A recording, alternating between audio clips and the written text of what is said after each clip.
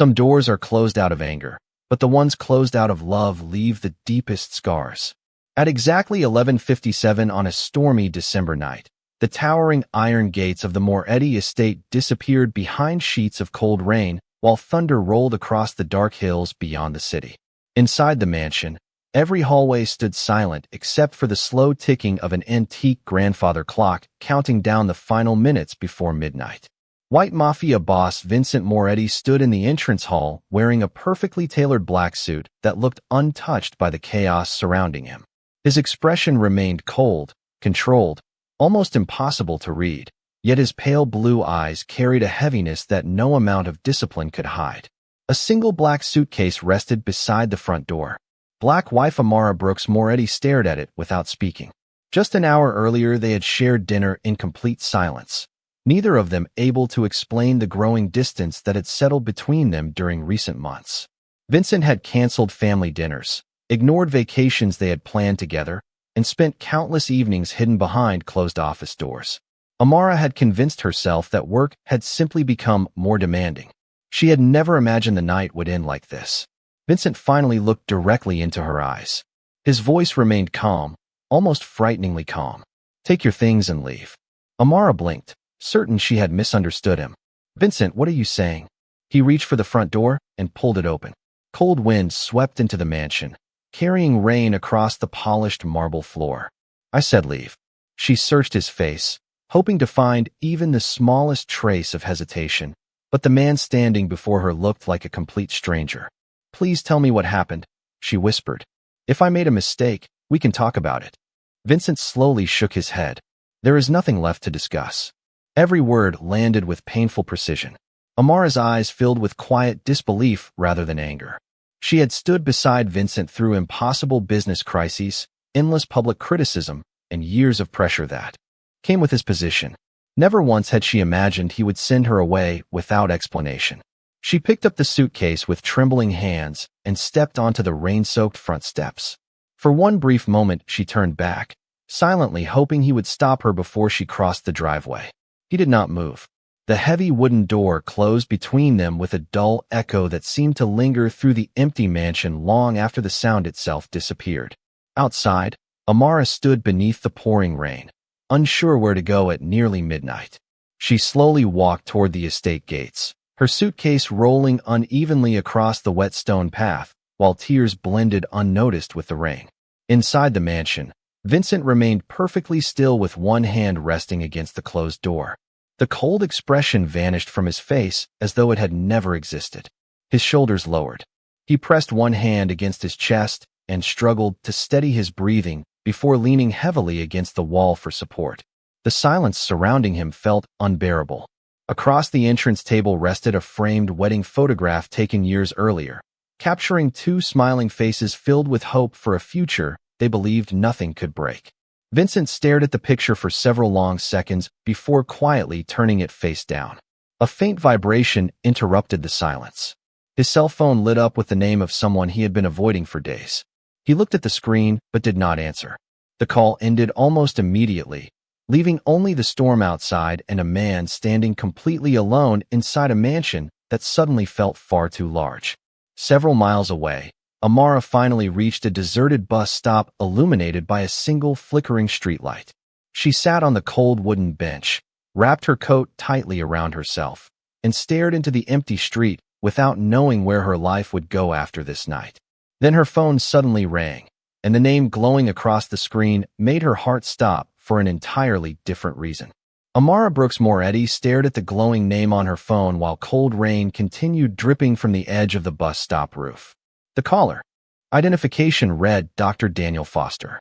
Her hands trembled as she answered, still struggling to understand how her life had changed so completely in only a few minutes.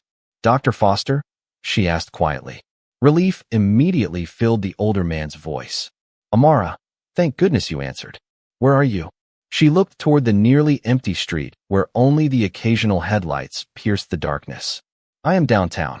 Why are you calling so late?" There was a brief silence before the doctor spoke again, and something in his careful tone made her heart beat faster. "I have been trying to reach Vincent for the last hour. He has not answered any of my calls." Amara lowered her eyes. He probably does not want to speak to anyone tonight. Dr. Foster hesitated. Did something happen? She struggled to find the words. Finally, she whispered, he told me to leave. The doctor fell completely silent. Even through the phone, she could hear him slowly exhale, as though the answer confirmed a fear he had hoped was wrong. Amara, he said gently, please listen carefully. I do not think Vincent wanted you to leave because he stopped caring about you. Confusion immediately replaced her sadness. Then why would he do something like this? Rain continued falling beyond the shelter, while passing cars sent ripples across puddles gathered beside the curb. Dr. Foster spoke slowly, choosing every word with great care. I cannot tell you everything because I promised to respect his wishes, but I can tell you this. For the past several months, Vincent has been making decisions that no one around him has been able to understand. He has canceled appointments that mattered deeply to him, sold several personal investments, and insisted on handling important legal matters alone. Amara remembered every late night, every missed dinner, every conversation that had ended with Vincent quietly saying he was busy. Until now, she had believed those moments meant he was growing distant. Suddenly, they felt different. What legal matters? She asked. The doctor paused again. That is something you deserve to hear from him, not from me. But there is one thing I need you to know tonight. Earlier this evening, Vincent refused a medical recommendation that could have changed everything. Amara closed her eyes. Medical recommendation? Her voice became almost inaudible. What are you talking about? Dr. Foster answered with quiet honesty. He has been facing something very serious for months, and he made a decision without telling you. The words struck harder than the cold wind surrounding her. Every painful memory from the past few months suddenly rearranged itself inside her mind. The exhausted look in Vincent's eyes. The unexplained headaches he dismissed. The nights he remained awake after she had fallen asleep. The way he sometimes stood silently beside the bedroom window long after midnight, believing she could not see him. None of those moments had seemed connected before now. Why would he hide something like that from me? She whispered. Dr. Foster answered with unmistakable sadness. Because Vincent has always believed protecting the people he loves is more important than protecting himself. Amara lowered the phone as tears slowly filled her eyes once again. But this time, they were no longer born from rejection alone. Somewhere across the city, inside the enormous mansion she had just left behind, the man she believed had stopped loving her was carrying a burden she had never been allowed to see. Before she could ask another question, Dr. Foster quietly added one final sentence that changed everything. Whatever you decide to do next, do not believe that tonight told you the whole truth, because I have a feeling Vincent is trying very hard to make you hate him for a reason you have not yet discovered. Amara Brooks Moretti remained beneath the dim bus stop shelter long after Dr. Daniel Foster ended the call, unable to move as countless memories drifted through her mind like the rain still falling beyond the empty street. For months, she had quietly believed Vincent Moretti no longer wanted the life they had built together. Every canceled dinner, every unanswered question, every late night spent alone in his study had seemed like another brick in an invisible wall separating them. Now, for the first time, those same memories looked completely different. She remembered the evenings when Vincent returned home looking unusually exhausted but insisted he was simply overwhelmed with business. She remembered finding untouched meals left on his office desk because he claimed he was not hungry. She remembered waking in the middle of the night to discover his side of the bed empty, only to find him standing silently in the dark library looking out the window with a distant expression he immediately replaced with a reassuring smile the moment he noticed her. At the time, she had mistaken those moments for emotional distance. Now they felt like silent cries for help hidden beneath extraordinary discipline. A taxi slowly pulled to the curb, its headlights cutting through the rain. The driver lowered his window and asked whether she needed a ride. Amara thanked him politely but declined. She was not ready to decide where to go because she no longer knew where home truly was. Instead, she found herself opening the photo gallery on her phone. Hundreds of photographs filled the screen. Family vacations, charity dinners, community events, ordinary breakfasts shared in the mansion kitchen. In nearly every picture, Vincent smiled only slightly, but whenever he looked at her, the quiet warmth in his eyes had always been unmistakable. Tears blurred the screen as another memory surfaced. Just 3 months earlier, she had suggested creating a scholarship foundation for students who could not afford college. Vincent had listened without interrupting before quietly saying, "If you believe it will change someone's future, then we should find a way to make it happen." She had assumed he simply appreciated the idea. Now she wondered whether he had already been making sacrifices she knew nothing about. Her phone vibrated again. This time the message came from Marcus Reed, Vincent's longtime attorney. It contained only a single sentence. "Please call me when you are somewhere safe." The wording immediately caught her attention. Marcus was one of the most careful professionals she had ever met. He never contacted clients after business hours unless something truly important had happened. She called him immediately. He answered before the first ring had finished. "Amara," he said with obvious relief. "Thank you for picking up." She took a slow breath. "Dr. Foster told me Vincent has been hiding something. Do you know what is happening?" Marcus remained silent for several seconds before speaking carefully.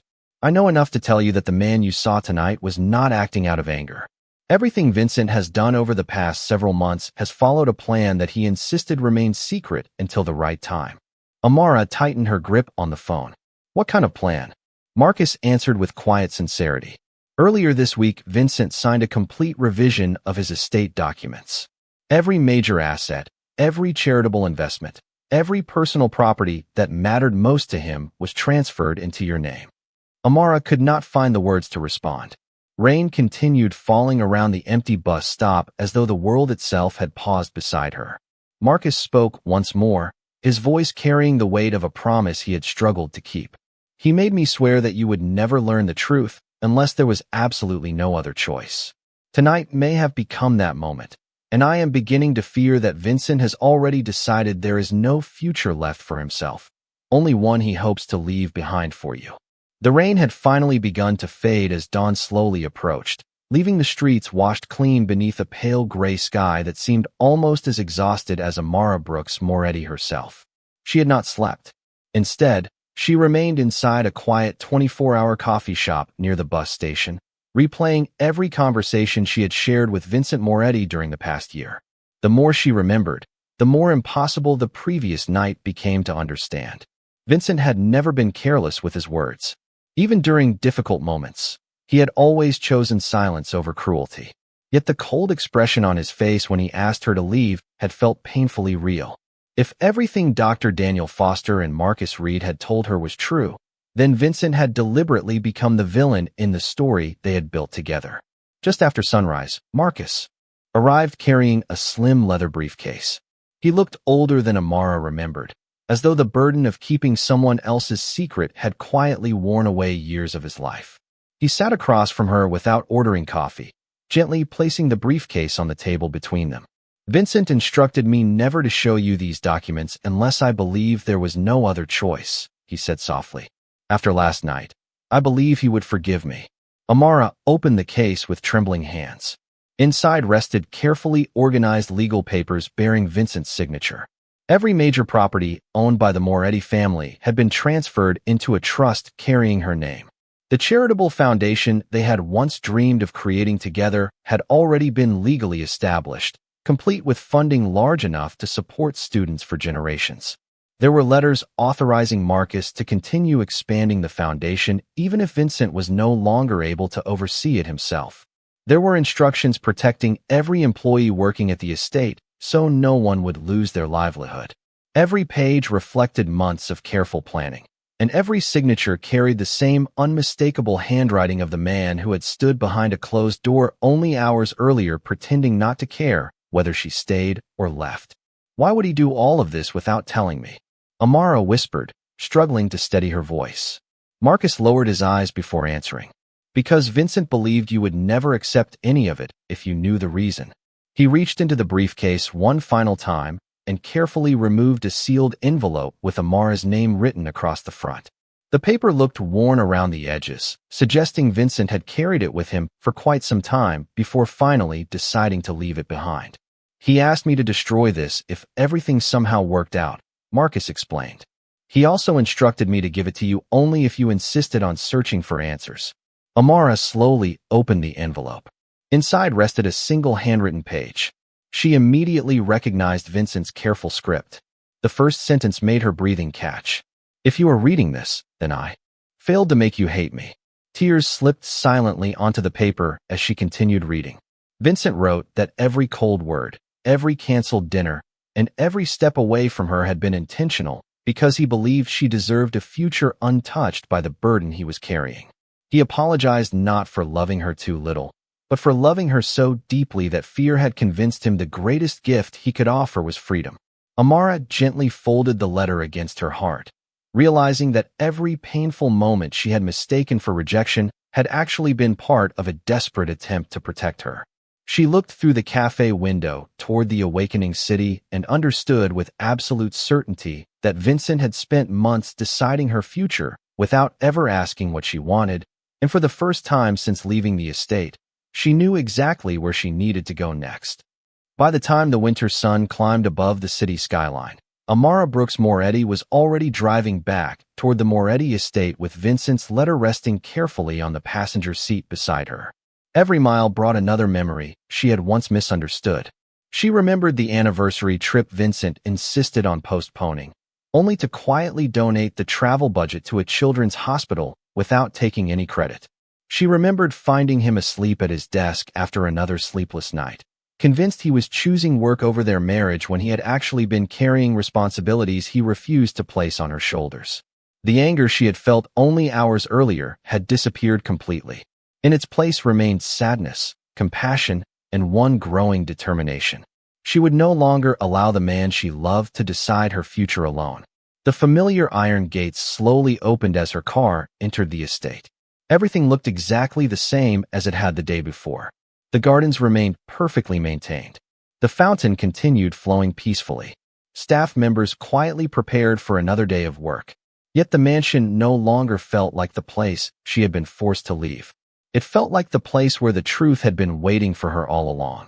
Several employees looked up in quiet surprise as Amara stepped from her car, carrying nothing except Vincent's letter. No one asked questions. They simply greeted her with the same respect they always had.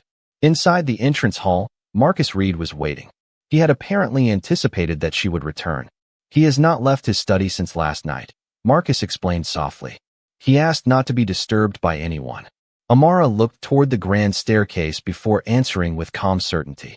Then he can refuse everyone else. He cannot refuse me forever. She climbed the stairs slowly, noticing details she had overlooked countless times before.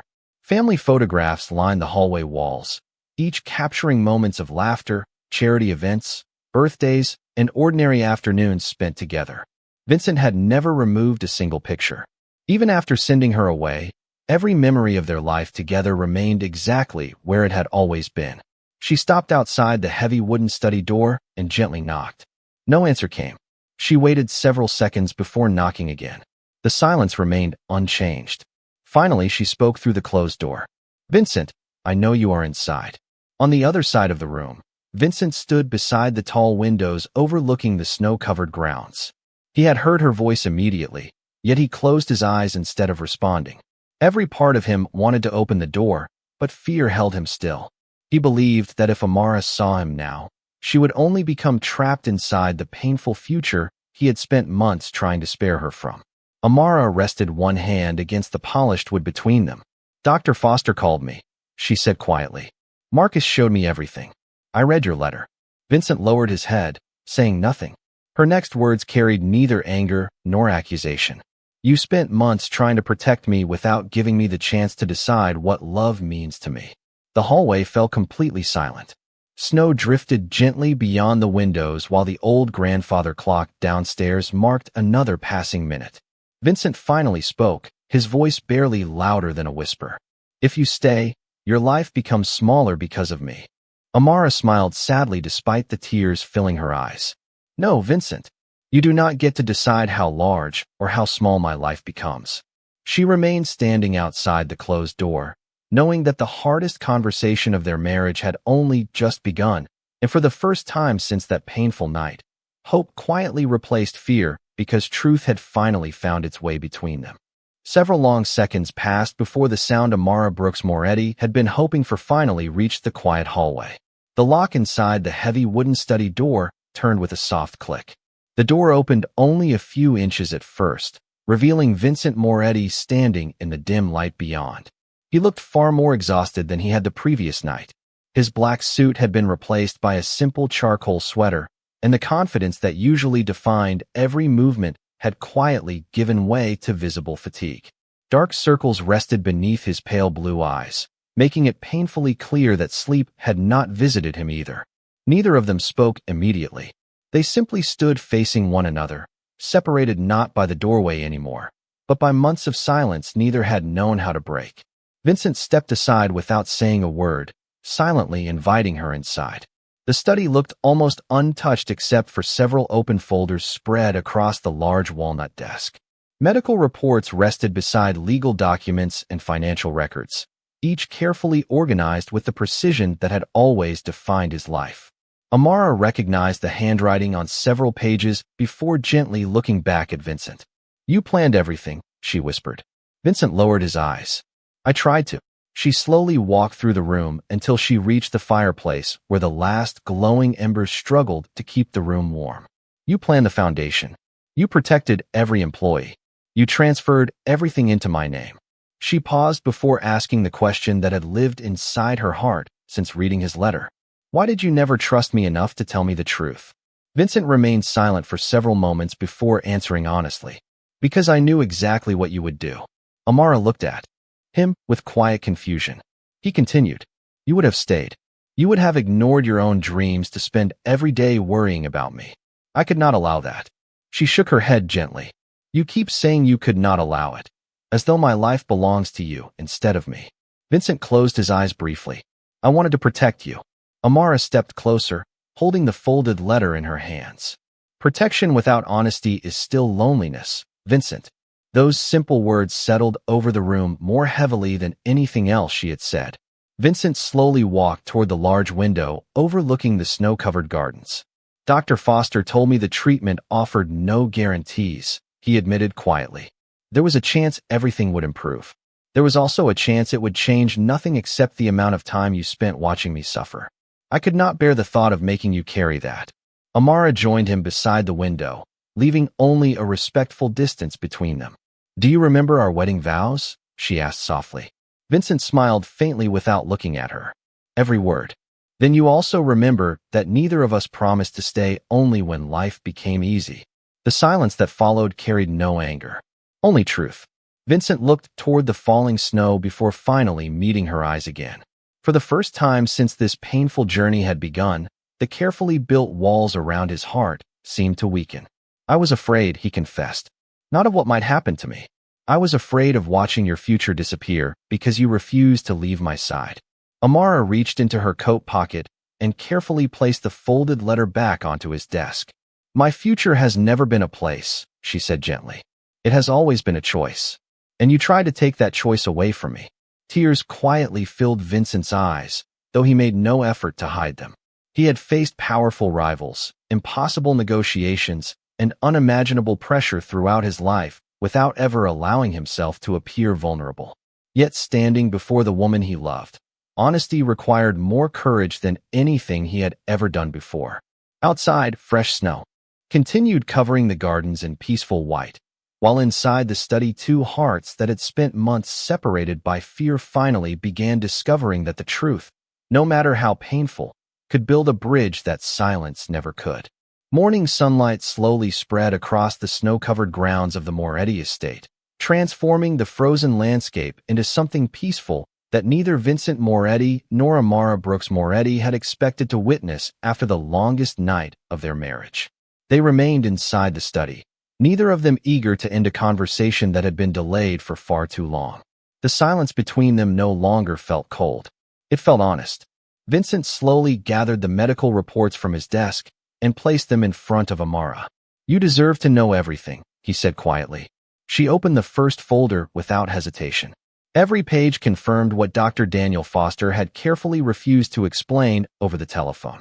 There were examination reports, specialist recommendations, treatment schedules, and handwritten notes documenting months of appointments Vincent had attended completely alone. Amara felt tears forming once again, not because the papers frightened her, but because every date represented another day her husband had carried fear without allowing her to share it. She looked up at him. "How many times did you leave this house pretending you had business meetings?" Vincent answered honestly. Too many. She lowered her eyes toward another report before asking softly, "How many times did you sit in waiting rooms by yourself?" Vincent remained silent. He did not need to answer. The silence itself told her everything. Amara carefully closed the folder and placed both hands on top of it. "That should have been my chair beside you," she whispered. Vincent gently shook his head. "I never wanted it to become yours." Before either of them could continue, a light knock sounded at the study door. Marcus Reed entered quietly after receiving permission. He carried another folder along with several official documents requiring Vincent's signature. Marcus stopped when he noticed the two of them standing together. For the first time in months, the tension that had surrounded the estate seemed noticeably lighter. "I can return later," Marcus offered politely. Vincent looked toward him before calmly replying, "No, stay." Marcus placed the documents on the desk. "The Scholarship Foundation is ready to become operational. We only need final approval." Vincent reached for the pen but paused before signing. Instead, he slowly pushed the documents toward Amara. "I created this because it was your dream," he said. "From this day forward, every important decision belongs to both of us." Amara looked at him with quiet surprise. Only yesterday, he had been trying to remove her from every difficult decision. Now he was asking her to stand beside him again. She signed her name beside his without hesitation. Marcus smiled faintly as he gathered the completed paperwork. "I have known Vincent for nearly 20 years, he said warmly. "This is the first business document I have ever seen him refuse to sign alone." After Marcus quietly left the room, Vincent looked toward the snow drifting beyond the tall windows. "I thought love meant protecting you from pain," he admitted. Amara stepped closer until only a respectful distance remained between them. "Love also means trusting someone enough to let them choose the pain they are willing to carry." Vincent closed his eyes for a brief moment as those words settled deep within him. Throughout his entire life, he had believed strength meant solving every problem by himself. Yet the woman standing beside him had gently revealed a different kind of courage, one built not on control, but on trust. He finally understood that the greatest mistake he had made was never hiding his illness. It was believing that love gave him the right to make another person's choices without their voice. Outside, the morning sun continued melting the fresh snow one small drop at a time, and inside the quiet study, two hearts that had nearly been separated by silence began rebuilding something stronger than certainty. Because for the first time in many months, they were facing the future together instead of facing it alone. The following weeks unfolded with a quiet steadiness neither Vincent Moretti nor Amara Brooks Moretti had experienced in a very long time. Winter settled gently over the Moretti estate, covering the gardens with fresh snow while warm lights glowed from every window each evening. Life had not suddenly become simple. Dr. Daniel Foster continued monitoring Vincent's condition, and every appointment carried questions that no one could answer with certainty. Yet one thing had changed completely. Vincent no longer walked into those appointments alone. Amara sat beside him through every conversation, every medical update, and every difficult decision, not because she believed she could control the future, but because she believed no burden should ever be carried by only one heart. On one particularly cold afternoon, they returned from another appointment just before sunset. The results offered cautious hope, but no promises. As the car entered the estate, Vincent looked across the quiet gardens and spoke with a softness Amara had not heard in months. "I spent so much time preparing for a future without me that I forgot how to live the days I still have." Amara smiled gently while looking out at the falling snow. "Then let us stop planning for loss and start living the days we have been given." Her words lingered in the silence long after the engine had stopped. During the following days, the Scholarship Foundation officially opened its doors. Teachers, community leaders, and families gathered inside the newly renovated education center that Vincent had secretly financed months before. Few people knew the sacrifices behind the project. They simply saw a white mafia boss standing beside his black wife as they welcomed the first group of students with genuine smiles. Amara watched children explore classrooms filled with books, computers, and bright sunlight. She quietly remembered the evening she had casually shared that dream over dinner, never imagining Vincent had carried it in his heart from that moment forward. After the ceremony ended and the guests slowly departed, an elderly teacher approached Vincent with grateful eyes. "Thank you for believing these children deserve a chance," she said warmly. Vincent looked toward Amara before answering. The dream was never mine. I was simply fortunate enough to help make it real. Amara heard every word, and for the first time she realized he was no longer hiding behind silence. He was allowing others to see both his strength and his vulnerability without fear. Later that evening they walked together through the quiet gardens where fresh snow rested upon every tree branch. There was no need for hurried conversations. The peaceful rhythm between them had returned naturally. Vincent stopped beside the frozen fountain and looked toward Amara with complete honesty. "There is something I still regret every day." She met his eyes calmly. "Sending me away?" He nodded. "No matter why I did it, I will always wish I had trusted you sooner." Amara gently reached for his hand, a simple gesture that carried more meaning than any speech. "We cannot rewrite that night," she replied softly, "but we decide what every tomorrow becomes." Vincent looked down at their joined hands, understanding that forgiveness was never about pretending pain had not existed. It was about refusing to let pain write the ending of the story. Above them, snowflakes drifted quietly through the evening sky, while warm lights spilled from the windows of the estate behind them. For the first time since fear had entered their lives, neither of them spoke about endings. Instead, they found themselves discussing spring, new students, future community projects, and simple dreams that had once seemed impossible. Hope had returned so quietly that neither of them noticed the exact moment it arrived, only that it was finally standing beside them where fear had once lived. Spring arrived quietly over the Moretti estate, replacing snow-covered gardens with fresh green leaves and rows of blooming flowers that stretched across the grounds where fear had once seemed impossible to escape. Months had passed since the night Vincent Moretti believed pushing Amara Brooks Moretti away would somehow protect her future. Looking back now, both of them understood that a single evening built on silence had nearly destroyed years of love built on trust. Yet instead of allowing regret to define them, they chose something far more difficult. They chose honesty every single day. The Scholarship Foundation had become a place filled with laughter, opportunity, and hope.